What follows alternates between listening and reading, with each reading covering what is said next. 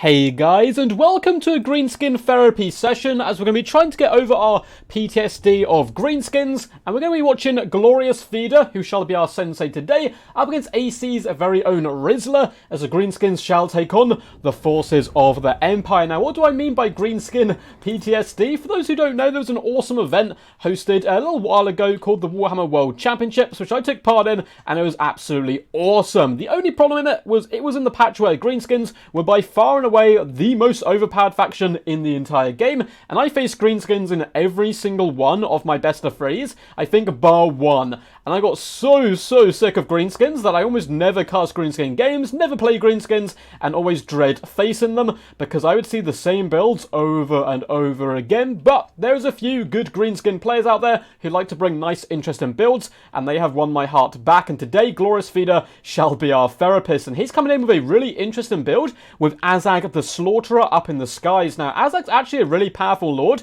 You don't just have to bring Grom or Skarsnik. A lot of the Greenskin lords are actually very powerful, including Wurzag, and even some of the base lords, like the Goblin Great Shaman, can bring a lot of utility to the battlefield. Azag, though, is one of the only lords, of course, for the Greenskins at least, who can fly.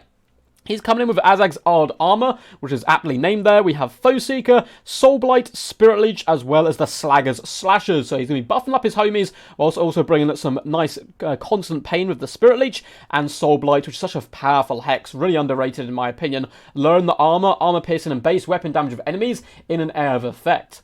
For the main battle line, we've got some of the lads. We've got some Savage Orcs mixed in with Orc Boys dotted all the way along, and some Skirmish Cav in the front, which will be in the form of Forest Goblin Spider Rider Archers. Coming in the trees with some really cool units today, we do indeed have the Snotling Pump Wagons with the Spiky Rollers. I haven't seen these guys much in the game whatsoever since launch, or since their launch, but they're still very cool, and I love the little spoilers on the back. Look at the markings. Some real fantastic models I wish we got to see a little bit more often. They're, of course, going to be holding some of their beloved fungus.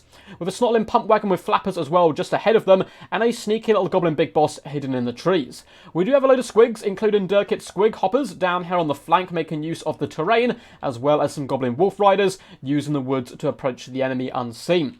We have the 8-peak Loonies in the back, as well as the Moon Howlers, regiment-renowned Goblin Wolf Riders who cause fear, which is such a strange trait to give them as a regiment-renowned, but I guess the howling inspires fear in the hearts of all men. For the forces of the Empire, we have a load of spearmen and swordsmen dotted through the front line, including the Sigma Sons. A couple of units of Great Swords, and Great Swords are actually pretty solid here because they'll beat the majority of the Greenskin infantry and do absolutely fine up against Black Orcs as well. We do have some range prowess in the form of handgunners here in the back, and some Empire Knights as well, just to help plug in the gaps. And Empire Knights are basically just roadblocks, and you use them to stop the enemy getting into your back line and punishing enemy ranged units. Very good against skirmish cavalry due to the fact they have bronze shields and 110 armor. Really fun build all round. Leading the battle line shall be the mighty Boris Toddbringer up in the sky. Where is the caster? Oh, we do actually have a caster. Cool. I thought you had forgotten one. Coming in with, is that Doom and Darkness or Aspect of the Dread Knight? I always get those two mixed up. Well, definitely Spirit Leech, of course. And it is Doom and Darkness. Pretty good up against the Greenskins who do lack leadership. And Boris Toddbringer rolling dirty in the sky. The cool thing about Boris, compared to someone like Karl Franz, yes, Boris is a worse duelist and won't hit anywhere near as hard. But he does come in with regeneration when he brings all of his items and goodies, so you're not forced to bring a Jade caster, so you can bring something like a Death caster and still feel absolutely fine. So Empire are going to slowly advance in the Greenskins a little bit more in a hurry here. Forest Goblin Spider Rider Archers shall be scuttling forwards, looking to bring pain from afar. Now, what are their perfect targets today? I would probably start focusing down personally the Great Swords, at least initially, though the handgunners maybe push them away, so playing a bit more patient may be the way to go.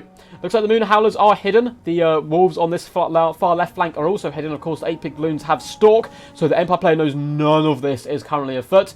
And a hop on top of these handgunners and finish them off will be pretty crucial to keep an Azag alive, because handgunners against dragons and wyverns and other such large creatures just do so much damage, because it's such a tough target to actually miss this big kind of slumberous beast in the sky, although Azag's wyvern is relatively swift.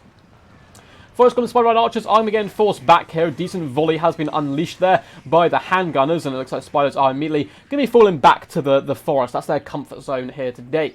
Goblin Wolf Riders are simply moving around the flanks. The 8 Loons get into position as well as the Greenskin force does start to advance. Spider Riders going to be coming in with a little bit of poke, trying to get some value where possible, and it seems like they are actually going to be aiming at the Spearmen for now, who only have 30 armor. These are not shielded units, so that certainly will start to add up. Only 1 death so far, but I suppose it is. Actually, I don't know who got first blood. I think some of the Spider Riders also died, so Empire probably got first blood today. Azag is going to be dropping a cheeky little Spirit Leech down on the Empire Knights, just trying to whittle them down.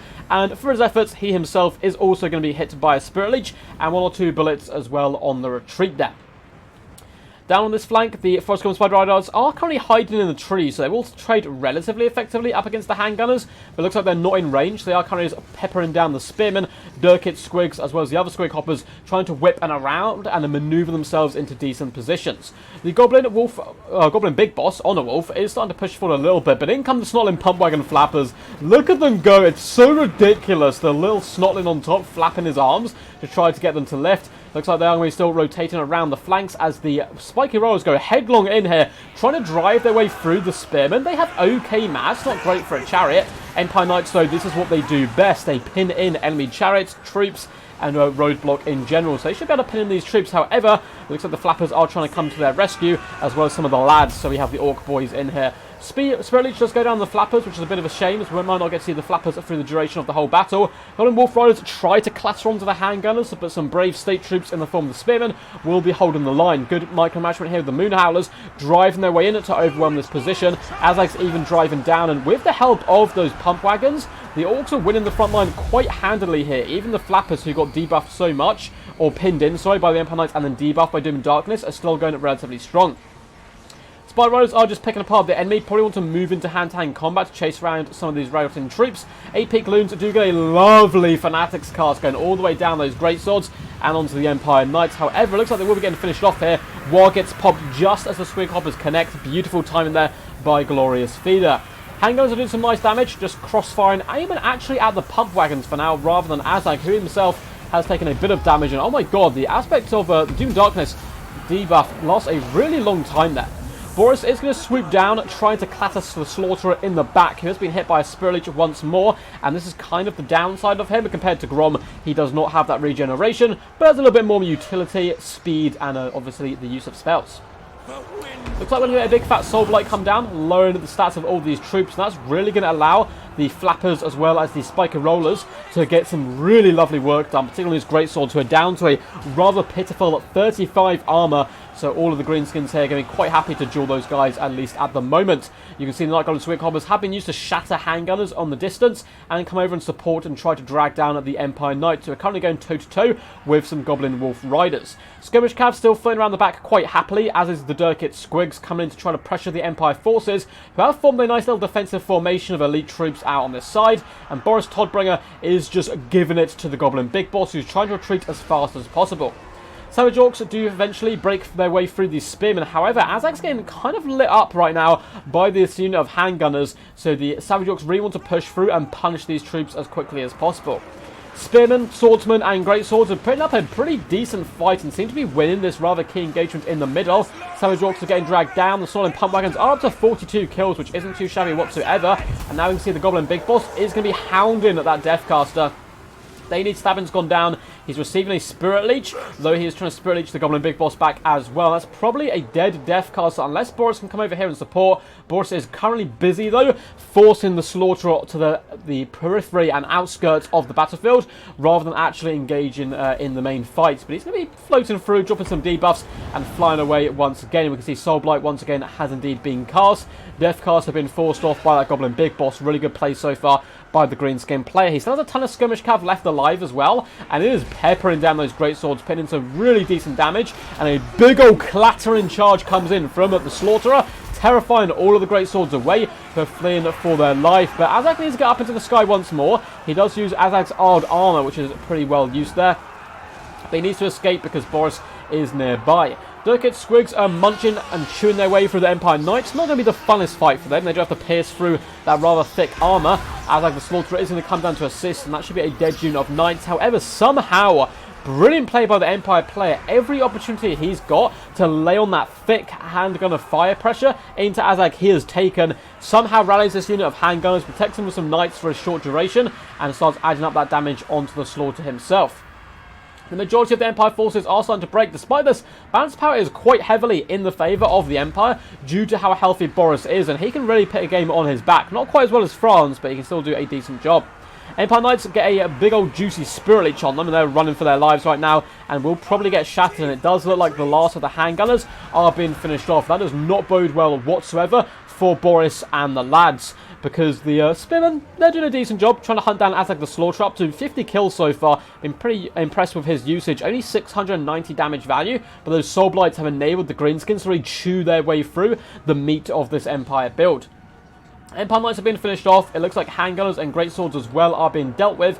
Greenskin player needs to make sure that he doesn't use his ammunition up on routing troops and save it on Boris, because this battle is far from over despite a lot of the Empire troops starting to break and run. And Boris comes in now it's his guy's time to terrify the Greenskins. So Azag did it earlier on for the boys, and now Boris is doing it for the lads. And the Snotling Pump Wagons have been terrified, as have the Forest Goblin Spider Rider Archers there. Greenskins have a nice little core over here, and one thing to take into account is the Goblin Big Boss. They need stabbing being popped on Boris would be quite nice in the later stages of the game. Boris does land. It looks like, unfortunately, he puts one of those pump wagons into the dirt. You can see some flames pouring off it. But in come the Savage Orcs. We're going to get a big fat surround combined with a war. Now, that is absolutely huge. Dirk and Squigs need to try to pin in and surround Boris. They need stabbings gone down, and I think Azag's going to risk it all. 948 HP is really not much whatsoever, but Boris has been neutered in his stats right now. Azag would certainly be able to do some big damage, but unfortunately, he kind of gets tangled up on some of his own spiders and spearmen and takes a big slap to the side of the face. He's popped Foe Seeker in a desperate attempt to retreat, but yet again takes another slap there from the Rune Fang. Azag the Slaughter down to just 300 HP, which is a disaster, because of course those Spirit Leeches come in would be enough to probably top off Toddbringer.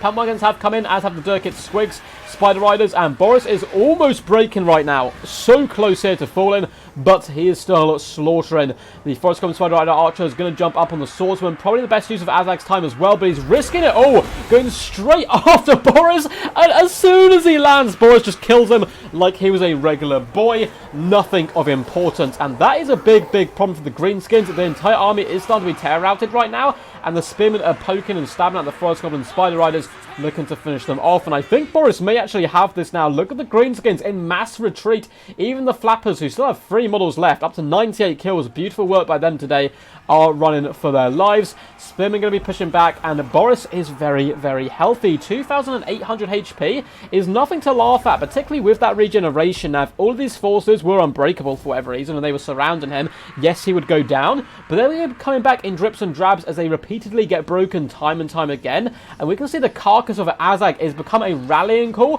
for the Empire to drag their forces back to. This is pretty epic stuff. Boris decapitates the enemy general. Rally to me, lads. We'll see these Greenskins off. Dirkit Squigs getting rather danger low right now. They've put on a decent amount of hurt to Boris, but the Spearmen are pushing in, and that regeneration has managed to mitigate the majority of the damage. Spider Riders start to surround some Spearmen, but they are now emboldened by their new leader. Down with France, vote Boris this election, as he does some pretty decent work and force off the Spider Riders. Savage Orcs as well being dealt with. Goblin Big Boss is being a cheeky little boy. He's getting a little bit close. He has popped a they need stabbing down on Boris, but I don't think he's going to be able to carry it here. And it looks like the Big Boss does go down, and it is an Empire victory. Well played to both these guys. It was a really awesome game. Massive shout out to Glorious Feeder for sending this one in. He's always a pleasure to face on quick battles, and I think this was done on the Cav Beta. I'm doing it on the Cav Beta, so maybe there was a different result. I just realised I'm not sure which game mode this is on, but still, nonetheless, very well played to these champs, Glorious Feeder and Rinsler. All my interactions with these guys have always been super positive. So I hope you guys enjoyed that one. We got some pretty good damage dealt and damage value across the board, particularly here from the Snortling, Puntwig and Flappers, who did a fantastic job fighting nearly to the bitter end. We'll check out all the damage value of these units in just a second, but before we get there, if you guys enjoyed this video, make sure to leave a big fat thumbs up, comment and subscribe and all that good standard YouTubey stuff, and there are links down below in the description to my Patreon where you can support the channel, likewise to my Discord where you can submit replays, get involved in the tournament scene, and chill out with all my events and submit replays and all that good stuff down there. So yeah, make sure to go do those awesome things. But anyway, back to the battle. Glorious Feeder put up a hell of a scrap. Azag the Slaughterer, 54 kills, 706 value, not shabby whatsoever. Goblin Big Boss kind of outshining the boss today. He's working himself up in the ranks, and I think he did actually survive the battle, so maybe the next war shall be led by the sneakiest of Stabbin's Gobbos, because he got 1.2k damage value. Very impressive work. A really good utility unit for the Greenskins. So good at sniping down enemy characters, casters, and just work as a fast-moving hitter. The boys in the front line struggled a little bit. 530 damage value on the basic Orc boys with 84 kills isn't bad, but across the board they couldn't really get on top of their key targets. Dake Peak Loons 720 damage value basically from that one cast, but they got eviscerated relatively early on as well. Good backline pressure all round, trying to shut down the handgunners, but the handgunners just kept coming back online. Really good play by Rinsler to keep them active where possible. 520 damage value for the Moon Howlers. They do look rather cool though. The Squigs across the board failed. 200 damage value, 380, but the Durkid Squigs, 1,087 damage value, nearly full health at the end of stages of the game, so if the lads had kept on fighting, they could have got some really lovely work done. Skirmish Cav, 750, 320, and 750 damage value, putting on a good display. Snortling Pumpwagon Flappers, 98 kills. Still having all three models at the end of the game, despite being very low HP. This is kind of a bit of a lie up at top here. Again, 1,105 damage value.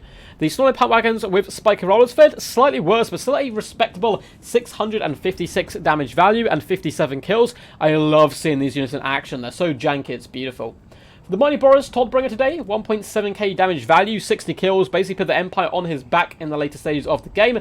Deathcaster, 1,000 damage value. Now, I think Glorious Feeder could have won this game if he had not committed Azag. I mean, it would have been close. Commit Azag, kill all the Spearmen, kill all the supporting units, and then try to drag down Boris with Spirit Leeches. It was a close fight, so I certainly understand kind of coming in to try to snipe, particularly with the War being used as a buff. And Azag can poison the enemy and nuke their stats even more. But it did kind of allow Boris to carry there in the end. Deathcaster, 1,000 damage value, just good Spirit Leeches. Spearman across the board, nothing too crazy. Best unit got 450 damage value. The Swordsman, again, kind of not too amazing. Sigma Suns, that's like the worst I've seen Sigma Suns do in a very long time. Only 288 value from them. Great Swords, just shy of 700 damage value, 620 and 336. Today was not their fight. No Black Orcs to face today. Handgunners across the board, one unit did really poorly, but that's more due to the good play from Glorious Feeder shutting them down. Only 320 value, but the other unit, 1,183, putting a real big hurt on Azag and other key units. Empire Knights, big kills across the board, 118, 96, and 15. 775 damage value, 1,038 damage value, and 362. Good work there. Hope you guys enjoyed that one. Until next time, peace, peace. And as always, stay awesome.